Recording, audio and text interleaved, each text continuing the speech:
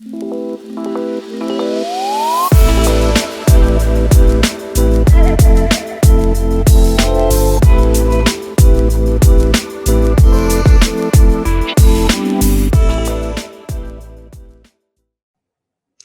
class we're calling Notary's Choice. We sent out an email to all of our notaries on our mailing list and asked what questions you'd like us to cover today. So let's get right into it. We received a lot of emails on what the difference between buyers and purchaser loan docs look like compared to a refinance set. So when you encounter a buyer's set of loan docs, this is going to include pretty much the same documentation as a refinance set of documents with a few exceptions. The main one is the notice of right to cancel. So unlike refinances, which a borrower has a 3-day right to cancel if it's their primary residence, purchase docs will not contain a right to cancel for the signer. And what that means is that there's going to be greater urgency required when handling new purchase loan docs, especially when it comes to errors on the documents, as delays can mean delays in acquiring the property or getting the keys to the house. So purchase sets require greater urgency, definitely. If a notary signing agent error is made on the docs, we really need to make those corrections immediately in order to avoid delays. Again, like we said, getting keys to the house is on the line. So errors really need to be handled with a lot of urgency. Also, when it comes to shipping, we must ship those docs out the same day as the signing, if at all possible. So if you're signing in the morning or the early afternoon, get them out same day. If you can't ship them the same day, you may be asked to provide scans or even hand deliver them if the escrow and title office is local to where the signing takes place. Really, shipping delays can mean delays in funding the loan and buyers getting into their home. A cash buyer is a little different than a conventional buyer who's obtaining a loan. A cash buyer's documents are only going to contain title docs because there's not going to be a loan. And these documents are a pretty small set of loan docs, typically 20 to 50 pages. And the fee for this kind of product is generally lower. In a buyer's loan docs, they're going to include many documents that you'll see in a refinance set. And this is a overview of the standard forms that are in a buyer set of loan documents. But keep in mind that every lender is different. This is the bare minimum. There may absolutely be more documents, but let's go over those items. So in a typical buyer set of loan docs, in the escrow documents, there's going to be a buyer settlement statement. That's the breakdown of all of the fees included in getting the loan. Wire instructions. Oftentimes when you're purchasing a home, you have to wire money to get it, right? So there's going to be wire instructions. Oftentimes the borrower will have to fill that out and sign. There may also be a statement of information. Borrowers are sometimes hesitant to fill this out because they've provided so much information already. But if one is included, make sure to have the borrower fill that in to the best of their ability. This will include information like their previous residences, their previous employment, and then the basic private information on a buyer. There may be a form called an owner's affidavit, property tax forms, including PCOR, affidavit of property value. Those forms can vary depending on the state. There may also be payoffs. So if there are people being paid in the close of escrow, they may also include those forms.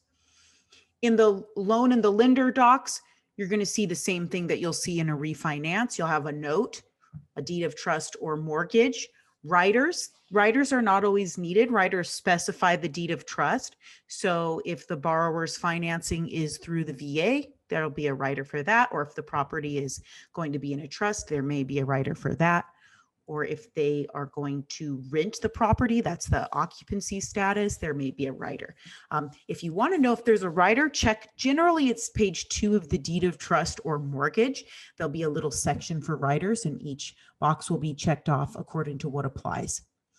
There will also be a loan application, Closing disclosure, that's one of our best friends, right? You normally give that to the borrower at the very start of the appointment, has all their loan terms.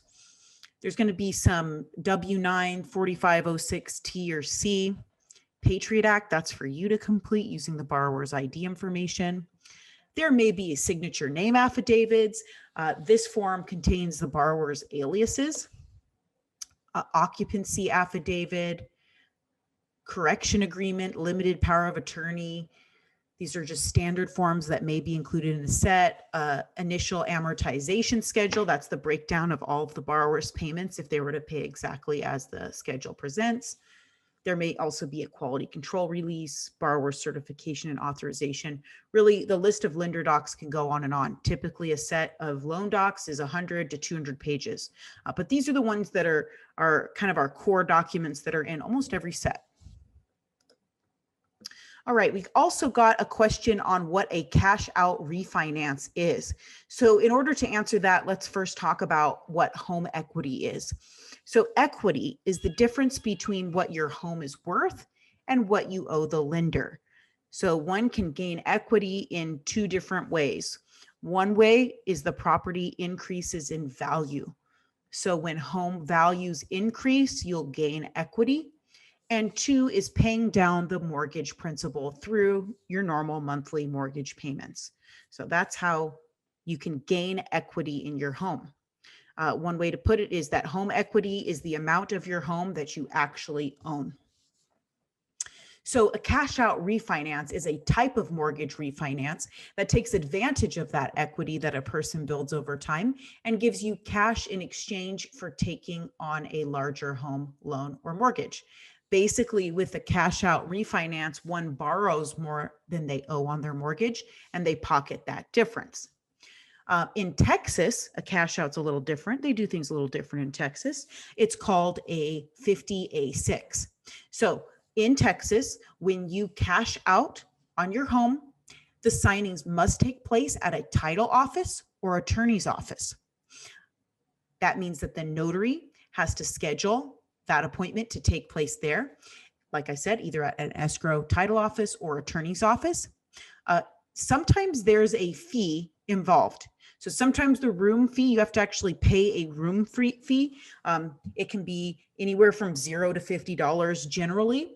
And this is something that the notary signing agent pays up front and then is reimbursed by the contracting company or the signing company. So it's really important that if you're a notary in Texas, that you have a relationship with these offices. And how do you get it? Cold call to make those relationships. Our scheduling manager recently told me that a lot of these title offices are providing that room for free.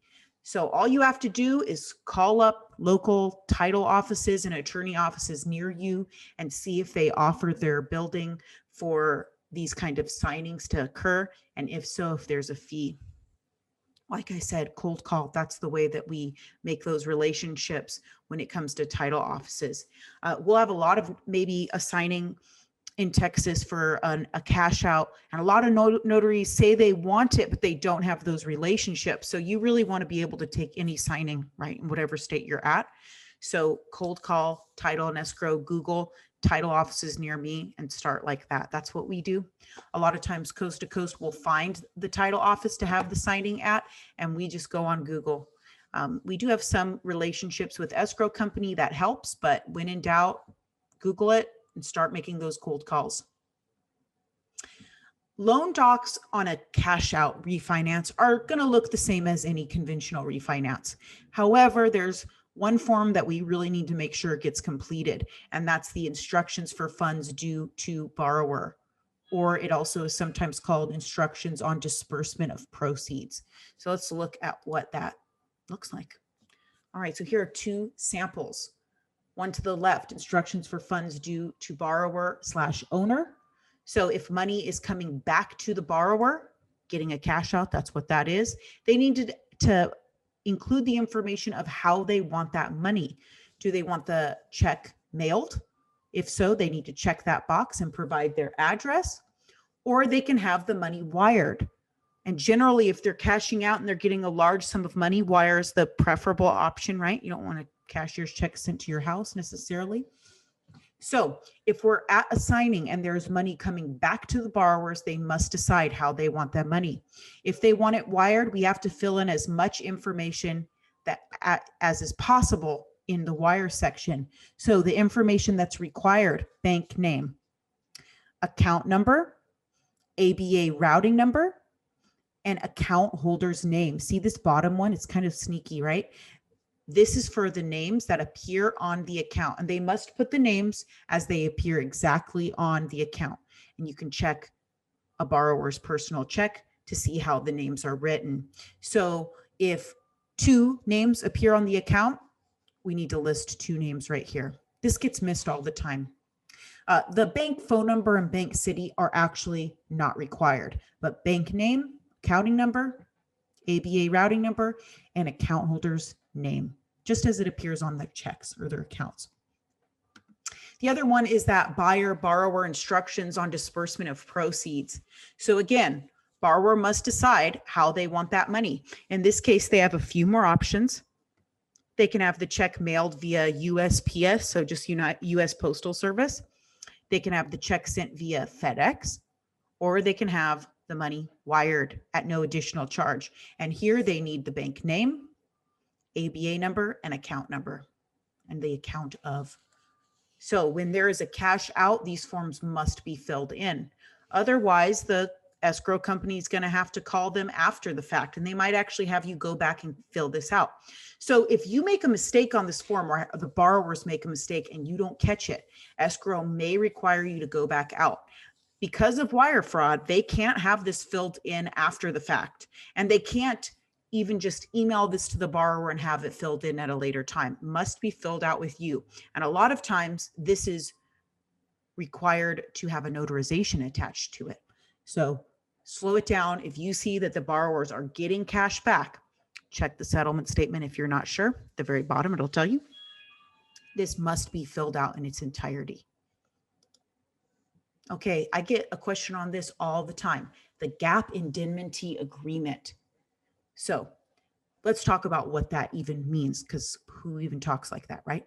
An indemnity, first off, is a security or protection against a loss or other financial burden. So that's what an indemnity is.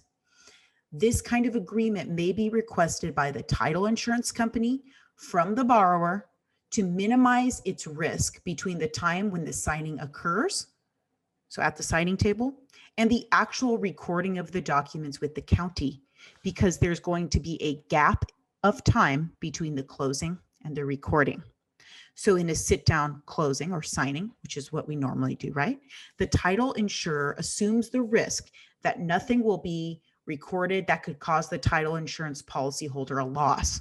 So that gap indemnity agreement minimizes the risk posed by the gap in time from the signing and the recording of the documents. So by signing this form, the borrower is acknowledging that the title company issued this policy or has the right to issue this policy. This is a sample of what this might look like, and sometimes it does require notarization. Another form that we get questions about every day is the preliminary change of ownership report, also known as the PCOR. So this is a form that accompanies a deed. So a grant deed, quitclaim deed, warranty deed, and it's recorded alongside that deed with the county. Not all states require this. California is one of the states that does. It describes why the transfer shown in the deed is tax exempt. So this form really does look intimidating. And I know if you're a new signing agent, this might be uncomfortable for you, but it's really a lot more simple than it appears.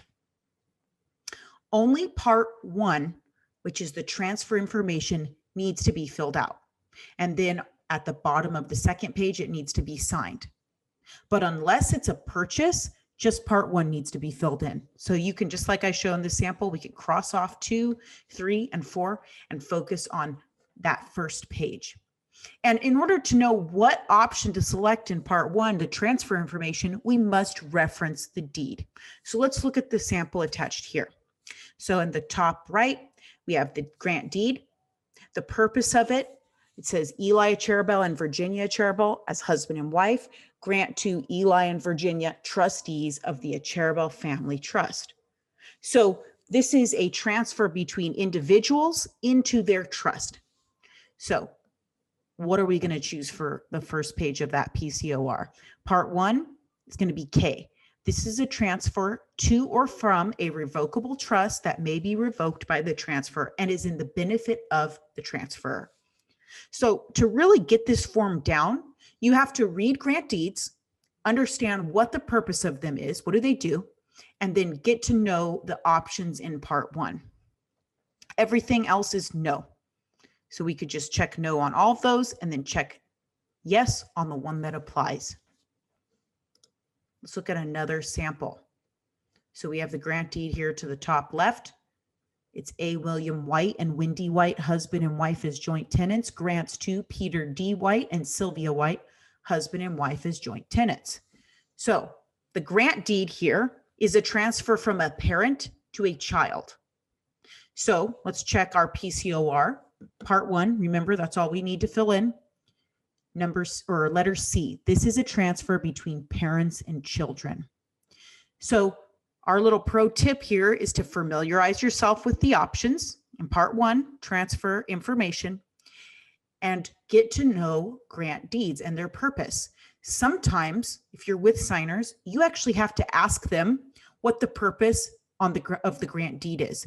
And you might need to figure out who is who. Right? So I have A. William and Wendy White and Peter White and Sylvia White. Who are they? What is their relationship? So in this case, this is a parent transferring to a child, and that's one of those tax exempt transfers. So that's C. So you really just need to get to know the deed, what's the purpose, and then familiarize yourself with part 1, and you can really help the signers fill this in. We had a loan officer this week just say how frustrated he is when this comes back blank and how he tries to help the signers prior. But you can help the signers by just reading the grant deed, figuring out the purpose, familiarizing yourselves with part 1 options, and then working it out with the signer. And you can always come to a conclusion of which one fits the purpose of the deed the best. And again, we don't need to fill in anything on part 2 except for a signature. Really, only one signature is needed on that PCOR. So even if there are 2 signers, only one signature is needed. If we want to have both sign, which is totally fine, make sure they squeeze in that signature either on that same line or right below. Next up, Patriot Act. We got a lot of questions on this form. The purpose of this form is to help the government fight identity fraud and prevent money laundering activities. That's why we have to fill this in. It is you as the signing agent notary that's responsible for completing this form. Many new notaries will send this back blank because they don't realize that this is actually for them to fill out. Every lender is different in what they require for this form. Forms may request that you verify 1 or 2 forms of ID. There are different options for the primary forms. It could be a state-issued driver's license or ID card, passport, military ID, U.S. alien resident card. Those are generally the samples. You can also use another country's passports and a Canadian driver's license. The secondary forms of ID can be Social Security card, government issued visa, birth certificate, a non-US or Canadian driver's license, property tax bill, voter registration card, pay stub, W-2, any kind of official form that shows the borrower's identity can be used. Now, this form needs to be signed by you, the signing agent, and dated. If you have the borrower sign, that's an error and it's going to come back to you. So this is for you. Something that we've seen recently is that our clients are sending us this form, but they have the escrow agent's name pre-printed. If that's so, this is for you. So you can absolutely cross off that name, insert your notary name and title, and sign for it. So that's like a weird glitch in our client systems, I think. So just remember, Patriot Act is always for you. So always fill it in. and verify at the very top how many forms of ID are required. This lender requires 2 forms. Some only require 1. So every client is different. So make sure to thoroughly examine the form and make sure to sign, date, print your name, your notary name as shown on your stamp, and your title. I feel like we've had a lot of controversy over what to put here. Put notary public or signing agent notary public. Either option is fine. All right, next up, 4506T or 4506C. Sample of this to the right. This is the request for the borrower's tax returns. So this form will list the tax years of the transcripts from the lender that they required when getting the loan. The top of the form will list the signers that need to sign this form. So you only have to have the signers that are listed on this form sign it. So if just Virginia Charitable is listed, just Virginia Charitable has to sign it. Now, I file my taxes jointly, but if my husband's name is not on this form, then he doesn't have to sign it. So only have the signer listed sign this form. If they had Eli's name there, we'd have to have him sign it as well. Now, there's a little sneaky hidden box right above the signature. And this box basically says that the person who signs it is the signer in question on the form. So if it isn't pre-checked, which oftentimes it is, make sure to have the borrower check it. If you miss it, it's something you can absolutely check as well. But don't send these docs back without that box checked. All right, so we got a little bit of interest in jurats. So as a notary, you fill in 2 forms of ID typically, or excuse me, not 2 forms of ID, 2 different types of certificates. So the first type is an acknowledgement. That's probably the most common, right? And then there's jurats. So let's talk about what a jurat is. So the purpose of a jurat is for the signer to swear to or affirm the truthfulness of the contents of the document to the notary. So they're basically promising the truthfulness of the documents that they're signing. So if the document says that the signer is the president of the United States, and you know that that's not true, is that something we can notarize? We can provide a jurat to? Probably not. What's required for a jurat? Well, the signer must appear in person before the notary and sign the documents in their presence.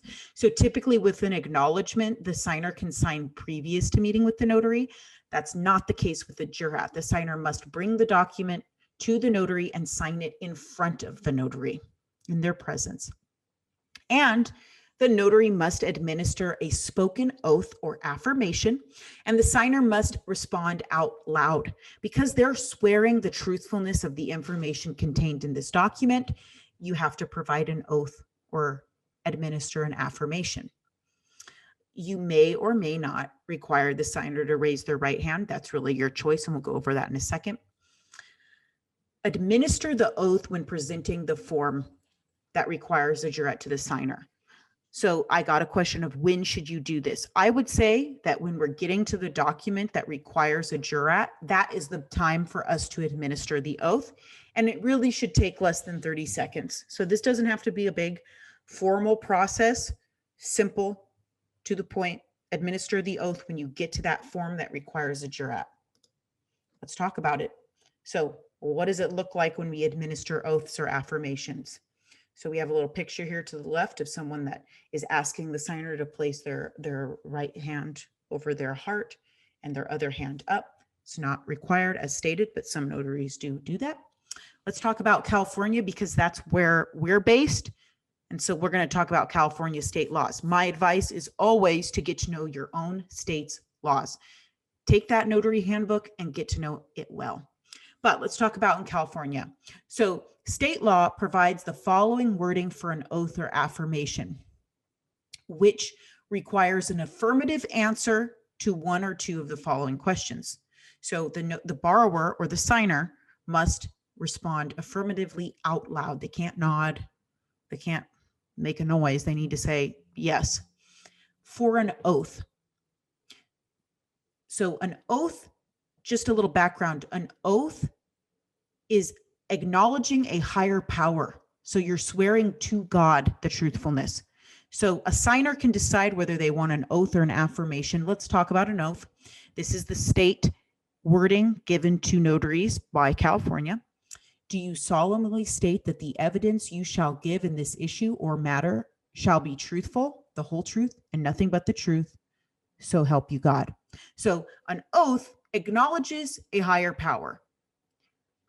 If the signer does not want an oath, you can give them an affirmation, which is basically the signer, instead of swearing to God, they're swearing on themselves. They're promising the truthfulness on their own integrity. So it says here for an affirmation, do you solemnly state under penalty of perjury that the evidence that you shall give in this issue or matter or document shall be the truth, the whole truth, and nothing but the truth? So that's an affirmation.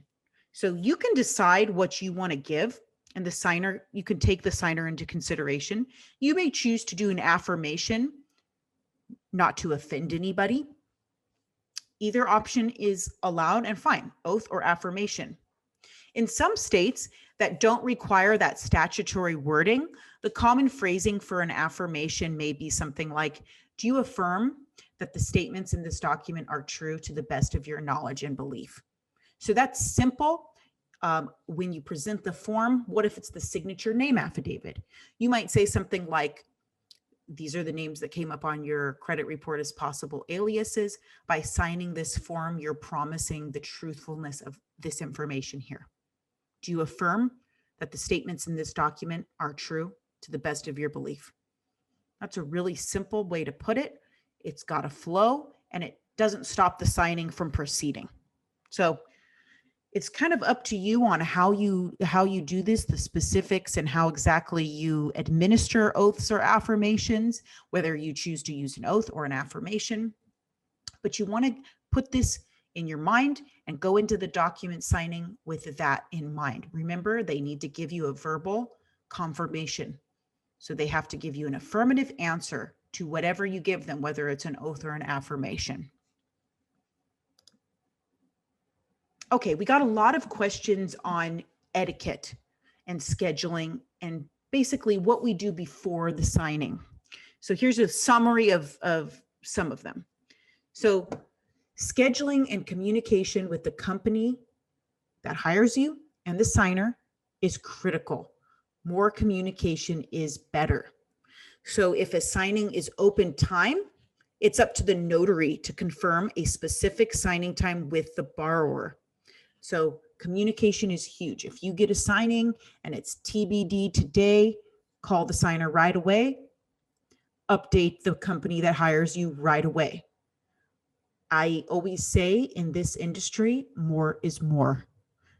More communication is better. People are not going to be mad at you for over communicating, but they might be mad at you for under communicating. When it comes to scheduling, like I say, it's your job to confirm a specific time with the borrower, but it's important to be accommodating to the signer where possible. There are times when that's not always possible. Maybe it's a rush signing. You just got docs or docs are late and the signing has to get pushed back. That happens a lot. But we want to try our best to be accommodating to the signer. This is a customer service job. So we got to keep that in mind. If our attitude is, well, I have one availability at this time, no earlier, no later, you're not going to get too many calls. So if you want to be making lots of money and getting a lot of work and staying busy, it's important to be accommodating where we can. Now, if a signing time is listed on the order, it's still important to call the signer to simply introduce yourself and confirm the time and location. Always, always confirm the location. I don't know how many times our notary gets to the signing and is like, oh, this isn't where they live. This isn't the right location, because they forgot to confirm the location. I'm guilty of it. It's happened more times than I'd like to even admit, but it's true. So it's important to introduce yourself, even if there's already a time on the order, or it's already been confirmed by the borrower's loan officer or the signing company or escrow. Introduce yourself, confirm the time, and confirm the location. More communication is better than less. Signers appreciate it. Every once in a while, you'll get a signer who's like, why are you calling me? I've already confirmed it. Just show up. But for the most part, people like when you confirm to let them know you're on your way. In scheduling in general, I think it's important to be flexible and try not to overpromise. If you accept too many appointments and you're double booked, there's going to be a problem. Someone's going to end up frustrated in the end. And it's really important not to overbook yourself and then ask to reschedule for another day because it works better for you. We understand that it might work better for you. It might not be ideal to do the signing today. It'd be better if you don't accept the signing or ask for it to be reassigned, then accept it and then reschedule it for another day. Docs are oftentimes date sensitive or time sensitive, or there's rate locks involved. And all of that is critical. So if you say, let's push it to tomorrow, and it's your call that you're making, there could be major repercussions. We talked in the beginning of our discussion about buyer's docs, right? If you did that for a set of buyers, I guarantee you escrow is going to be calling you saying, what are you doing? Schedule it for today. So you want to be flexible. Don't overpromise. If you're getting close to being booked, do not accept the signing and don't ask to reschedule it another day if the signer and the escrow company really want you to sign it on a certain day. To be successful in this industry, which we want all of you to be, a high level of customer service is required. There's a lot of notaries in most areas, not all of them. For example, Nebraska, Vermont, even parts of Northern California, for sure, we could use more notaries, absolutely. But in a lot of populated areas, there's a lot of notaries. So what is going to make you stand out? A high level of customer service. People are going to want to work with you. You're going to get those calls. Now, what about when you need to be reassigned from an order, which does happen, right? There are legitimate reasons why we need to be reassigned. How to do it and when. As soon as you know you can't do it, let the company know. The moment you're like, it's not going to work, tell the company. Do not push it. Do not get super close to the signing time and then ask. You're not going to make friends by doing that. So if you have a signing on Monday and on Friday, you realize you can't do it, let them know Friday. Don't wait till Monday, because it's not easy to find same-day notaries. Even in areas where in the past I've been able to find a same-day notary within an hour, I can't do that anymore.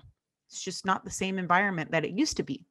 So it's important to give the company that hires you as much notice as possible. An explanation of why might also help.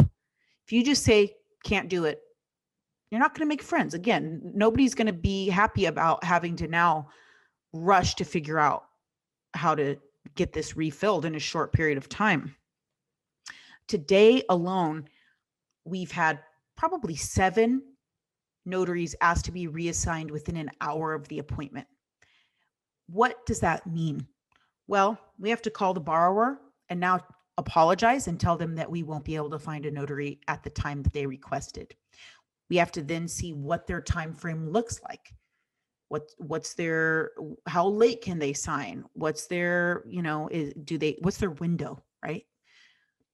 And then we have to find a notary, which can take anywhere from, 10 to 2 hours, depending on the location. We have to cold call. We cold call all our notaries, send out those text messages, and renegotiate fees. Our clients oftentimes have flat rates. And especially if docs are out, they can't adjust that number off from the settlement statement, which means we can't ask for more money. So keep that in mind. When you have to be reassigned, there are absolutely legitimate reasons to be reassigned. Don't think I'm saying never ask, because there are times, hey, I've gotten into car accidents on the way to signings and my car is totaled and I'm not going to make it on time. But troubleshooting and scheduling yourself is really important. So it's something to keep in mind, that you want to learn how to be good at scheduling and troubleshooting yourself. What if your printer breaks down? Do you have a second printer? Does your buddy have a printer that you can go print your docs from their house securely? What about if you run out of toner? Can you always have a backup toner or a paper? Keeping yourself stocked and supplied is really critical, and it prevents you from being reassigned unnecessarily. So those are all things to keep in mind and little tips. What about fee negotiation? Well, the rule is, and I think this is the rule from NNA at least, and I like it, is that fee negotiation should be done prior to receiving appointments if possible. Again, why do we say that? Well, our clients write up documents with the notary fee sometimes, and when they're issued, we cannot change that fee.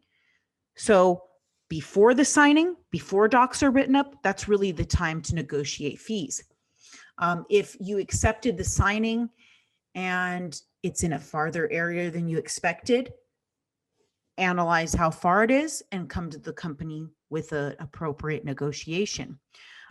Something I did want to mention is that a lot of times our notaries will ask for more based on document size.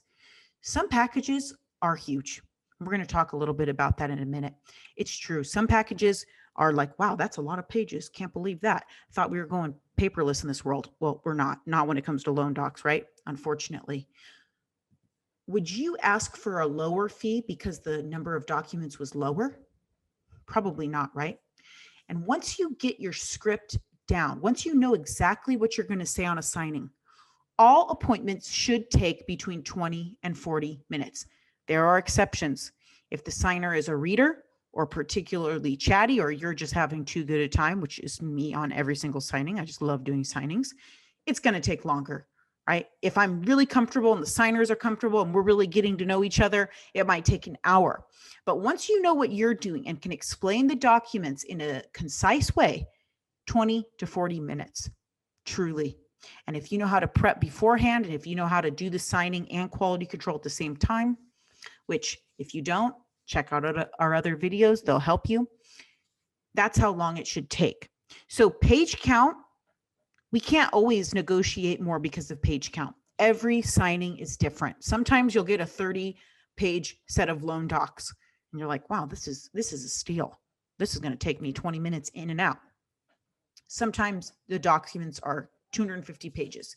But if you do your job right, you can get out of there in less than an hour most of the time. So when it comes to fee negotiations, be reasonable. Remember, you want to price yourself competitively so you keep getting those callbacks. Something that in our industry we have to do is eat a little bit on one fee, right? Lose a little bit on one fee, but in the hopes that we get all of our clients' work. That's what we want.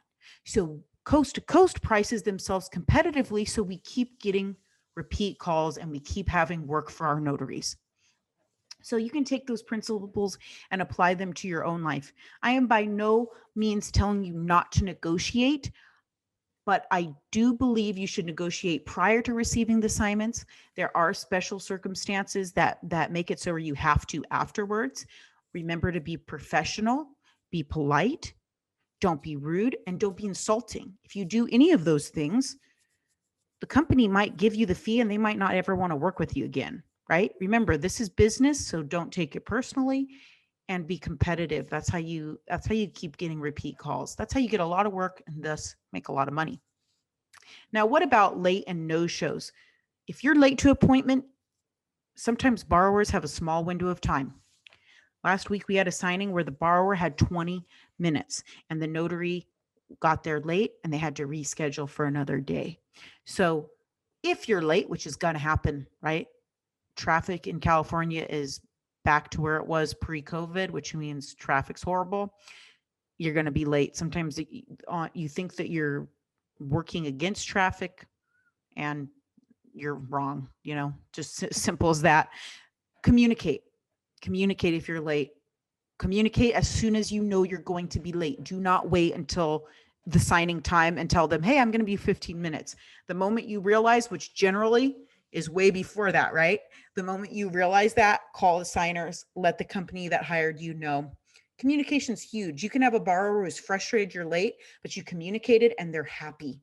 If you watch our video on how to be a favorite, I talk about that and I actually show you real life samples of that exact scenario happening, where the borrower gave the notary a great review, even though they're late, because their communication was awesome. And they showed up when they said they'd show up, even if it was late.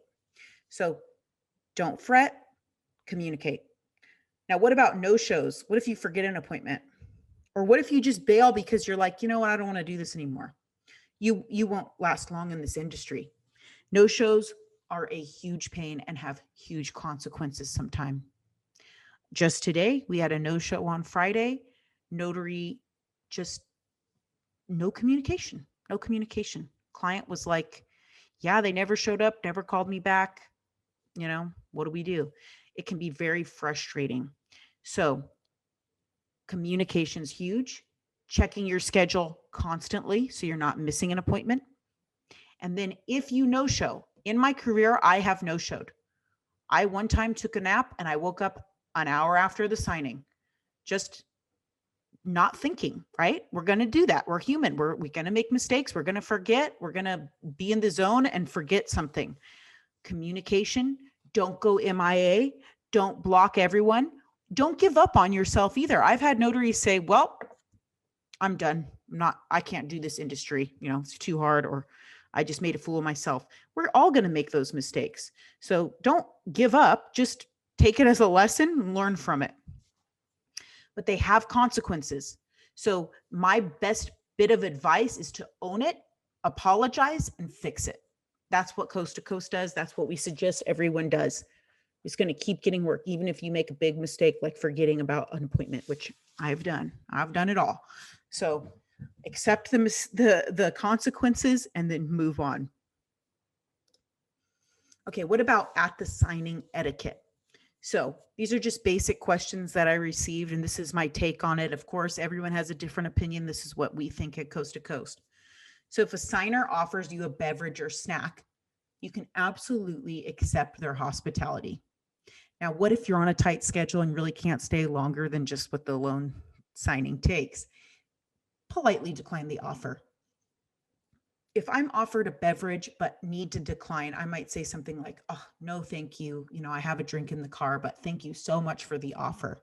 So it doesn't have to be weird. There's no weirdness. You're not obligated to accept whatever borrowers are giving you. My cousin, she went on a signing on her birthday. It came up in conversation and the signers gave her a birthday cake and sang her happy birthday. Of course, that made her feel kind of like on the spot. But she was kind and polite and spent a few extra minutes with them. I think like 10 extra minutes with them.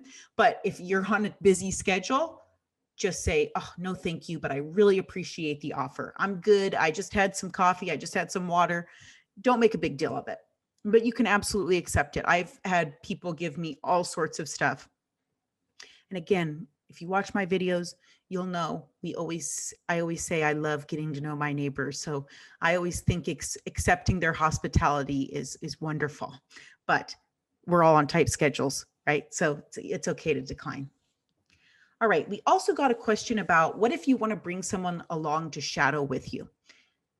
Maybe you're training your daughter, or you're training your cousin or your best friend or a work acquaintance.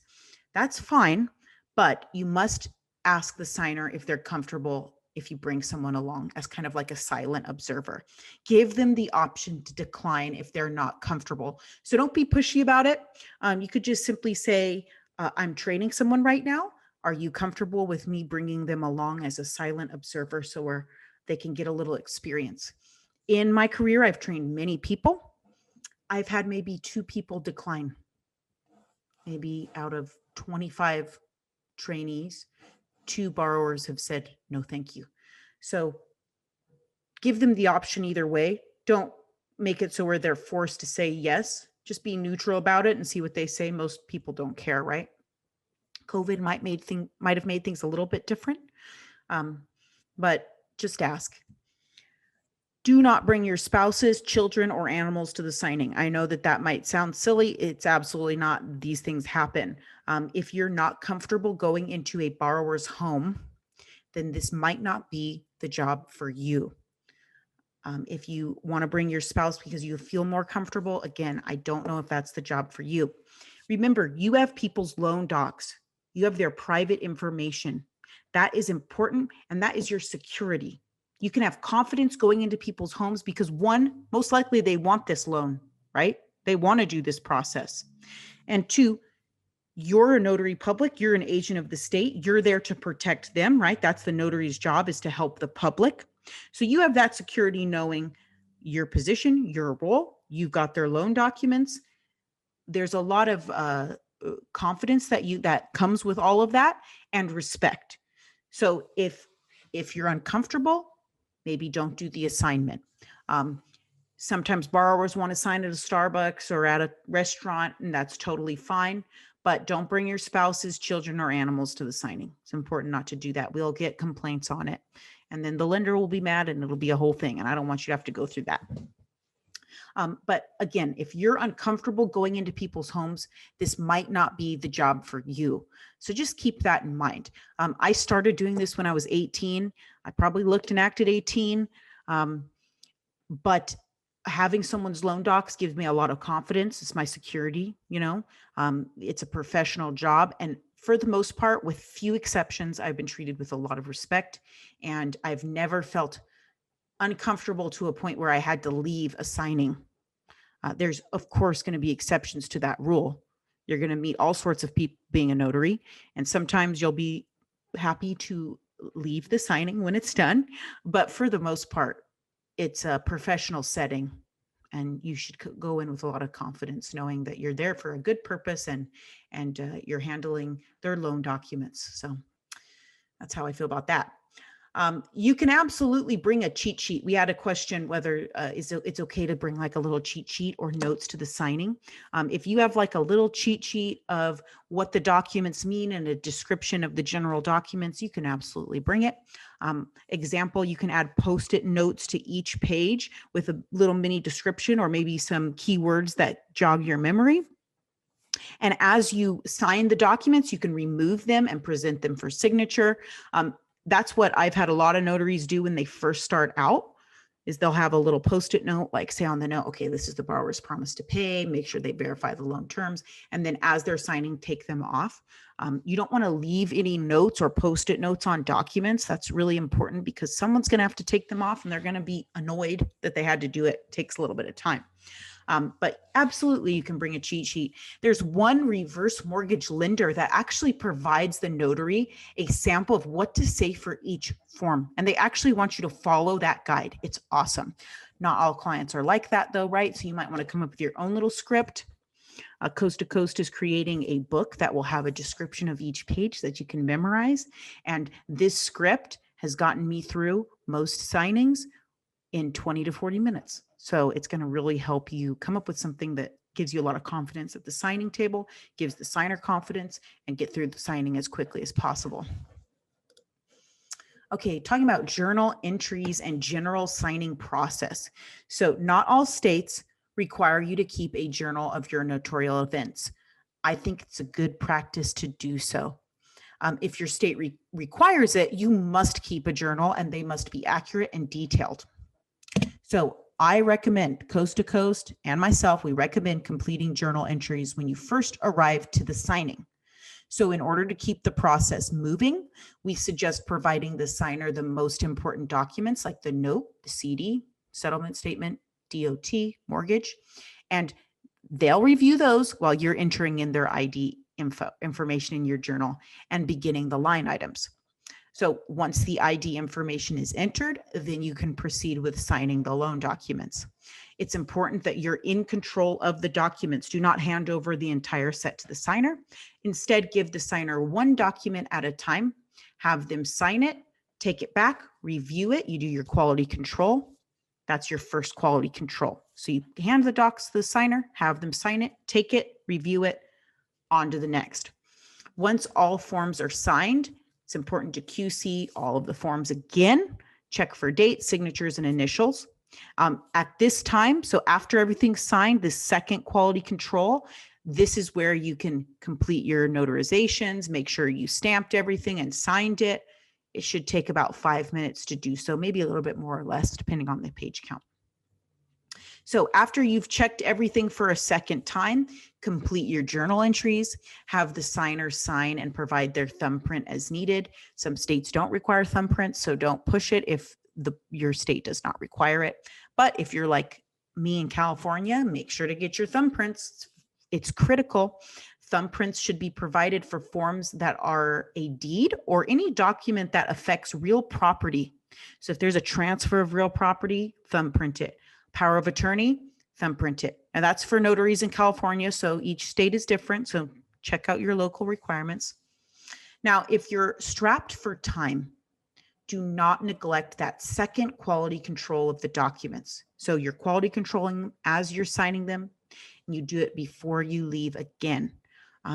You're going to miss something, even if it's small. You don't want to have to go back. You don't want to have to bug the signers, even if they're awesome. One and done is the general rule. And do not forget to have them sign and thumbprint your journal. We're having a situation right now with a notary who forgot to have them sign and thumbprint, and the lender is actually requiring to see that journal entry. And so she's going to have to figure that out. So don't forget that. It's really important if your state requires it. Now, again, I think that everybody should have a journal to protect yourself. But if your state doesn't require it, it's optional. Okay. Do not forget to complete your journal entry in its entirety if your state is a state that requires it. When you do the California notary test, the majority of the questions are about penalties, fees, and punishments if you forget to do so. And in California, it's expensive. There's not a journal police or a notary police, right? Nobody's looking for your journal all the time, but you never know when it's going to come back, and you want to protect yourself. So slow it down. I know it can take time, can be painful, but we must fill this out in its entirety. So keep a good journal. You're going to feel good about it. Early in my career, my journals were not wonderful. They were okay. Now I keep a journal really thoroughly because I've learned my lesson. So you should do the same. Learn from others' experiences. Okay, so we had a lot of questions on non-borrowing spouse or a person. So sometimes they're called NBS or NBP, non-borrowing person or non-borrowing spouse. This is an individual who is not on the loan, but is on title of the property. This person is an owner of the property, but does not have the obligation of the debt of the loan. They're in an awesome position, right? They're owners, but they don't have to pay back the loan. When you see a non-borrowing spouse or person, they generally will only sign title documents and a few security documents, like the deed of trust, mortgage, riders, right to cancel, and possibly like a closing disclosure and a few other documents. They will not sign the note, right? Because they're not obligated to the loan, and the note is your promissory note. It's their obligation to pay back the loan. So they're not going to sign the note. They're not going to sign loan applications, W-9, 4506T, right? Or any credit inquiries, because they didn't have to pull their credit and they didn't need to check their taxes. So do not have the borrower sign those documents if they're not on the loan. This is a common error where a notary will have the non-borrowing person sign the note. The rule is to only have them sign where their name is written on the signature line.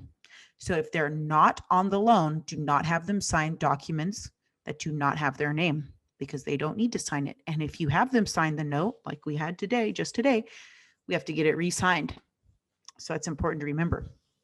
If you're unsure of whether that non-borrowing spouse or person should or should not sign a form, reach out to the contracting company, escrow, signing company, whoever hired you for clarification. Do not presume, always ask, because sometimes we'll make the wrong call, and I don't want you to have to do that. Okay, so just to kind of wrap it up, a few things. Lender frequently asked questions. So these are some questions we got in our email. Why so many documents? So we've seen that a lot where a notary will say, why is there so many documents? Well, there's not really any good answer other than every lender is different. And each lender's legal team has different requirements. And it's important to remember, it's not up to the notaries to determine what documents are necessary or if a page count is excessive.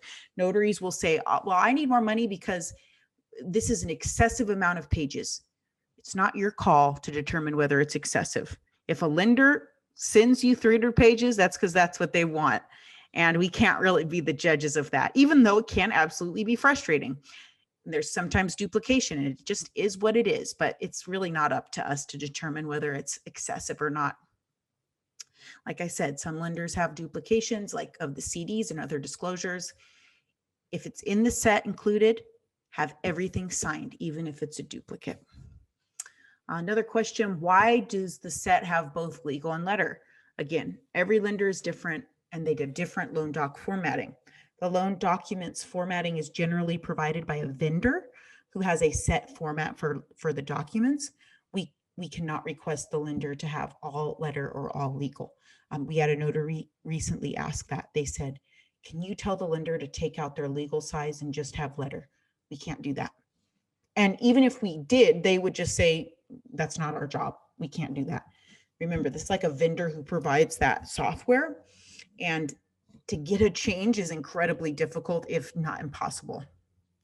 It's really up to the notary to be prepared for all kinds of lenders and all kinds of loan docs.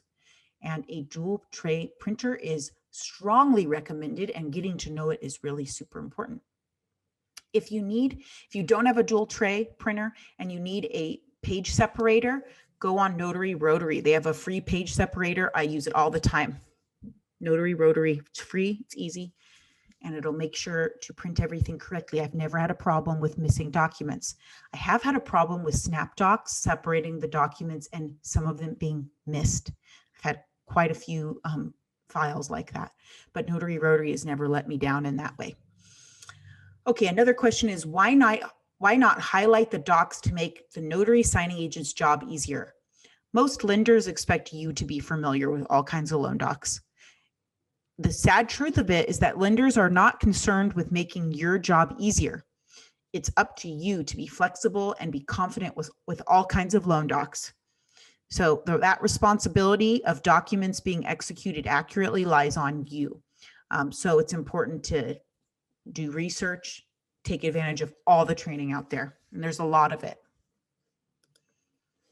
Okay, so what about C2C, coast to coast, signing agency, and signing agent facts?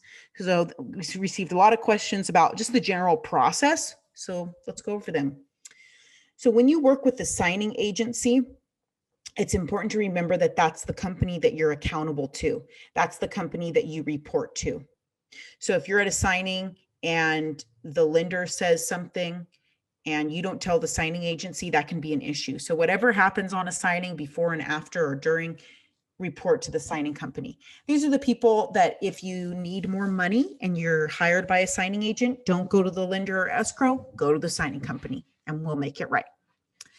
Another just note about the process, SnapDocs, Notary Dash, DocCloud, these are the technologies that C2C uses to host their signings. So SnapDocs, I think, does do work as like a signing company as well. But when we refer to them, that's our platform. So that's where we host our signings. It's the escrow and lender companies that hire coast to coast to complete their signing. So that's the general process. So lender and escrow hire us, we hire notary, we host our signings on a technology.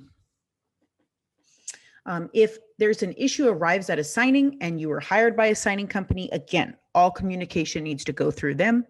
This includes scheduling requests and fee requests. And as I always say, all communication should be notated on the company's website. More is more, and be specific. So whatever happens at the signing, be specific, let everybody know what happened. The company that hires you need to know these things. Sometimes that will come back on us if we don't know about what happens at a signing, even if you talk to someone else there. So if you're at the signing, the lender says not to sign a certain document, you must tell the company that hires you, which is going to be generally either a signing company or escrow.